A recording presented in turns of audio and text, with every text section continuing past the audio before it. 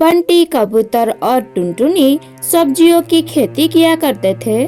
उनके घर के बाहर उनका एक छोटा सा खेत था।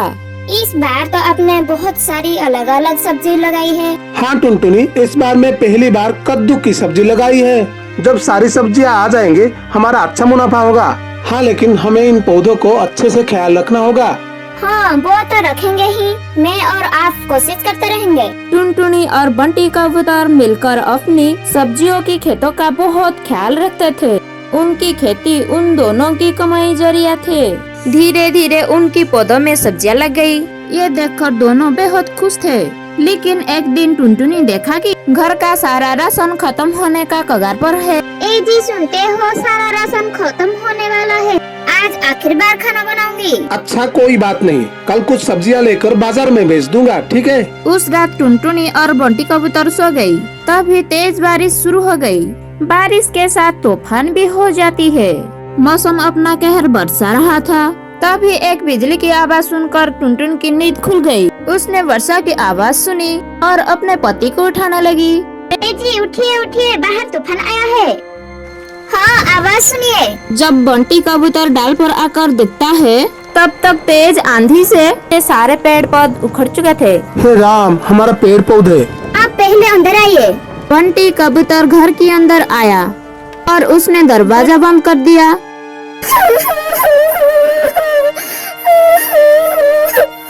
हे राम, अब हमारा क्या होगा? घर में तो राशन भी नहीं है। अब हमें भूखा रहना होगा। हे भगवान, तूने सारी मेहनत बेकार कर दी। अब मैं क्या करूं? अब क्या होगा? रो मत टुनटुनी, कुछ ना कुछ जरूर होगा, लेकिन हम भूखे नहीं मरेंगे। मौसम की मार से उनकी सारे पौधे खराब हो चुकी थी।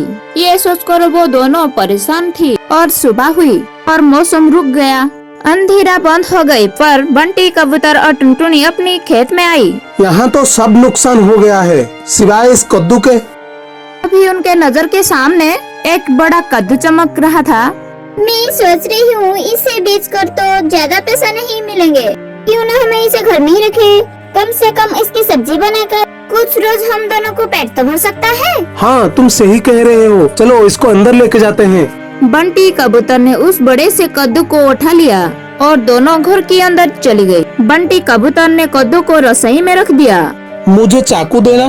टुनटुनी ने बंटी कबूतर को चाकू दिया और जैसे ही बंटी कबूतर बड़े से कद्दू को चीरा तो उसमें से चिड़िया की बच्ची की रोने की आवाज आने लगी। ये क्या, आप आराम से चीरिए। बंटी कबूतर ने कद्दू को आराम से चीरा तो उसके अंदर उन्हें छोटी की चिड़िया दिखी। अरे, ये बच्चे कैसा? लगता है ये कुदरत की करिश्मा है। हाँ, लगता है इसको भूख लगी है। इसके लिए थोड़ा दूध ले आऊं, पर घर में तो दूध भी नहीं है। एक काम करती हूँ, पड़ोसी काकी से ले आती हूँ। जब तक आप इसे संभालिए। टुनटुनी ने दूध के लिए पड़ोसी के घर चली गई और यहाँ बंटी कबूतर चिड़िया की बच्ची को देखने लगा। भला इस कद्दू के अंदर ये चिड़िया के बच्चे कैसे आ गया? लगता है ये कोई मामूली चिड़िया नहीं है, ये कुदरत का करिश्मा है। कुछ देर बाद टुनटुनी ने दूध लेकर आ गई। टुनटुनी ने जैसे ही बच्ची को दूध पिलाया वैसे ही उसकी पंखों से सोने की बारिश होने लगी। सोने देखकर बंटी कबूतर और टुनटुनी हैरान में पड़ गए। कहीं ये ख्वाब तो नहीं? नहीं, ये सब हकीकत है। ये कोई आम चिड़िया नहीं है, जादुई चिड़िया है। अब हमें क्या करना चाहिए? हम इसका अच्छे से ख्याल रखना चाहिए। जब तक इसके माता पिता नहीं मिल जाते, अब तक तो हम गरीब थे। इतने सारे सोने से हम अमीर बन गए हैं। अब हमें गरीब पक्षियों की मदद करनी चाहिए। आप बिल्कुल सही कह रही है। गरीबी की तकलीफ क्या है वो हमें ही पता है।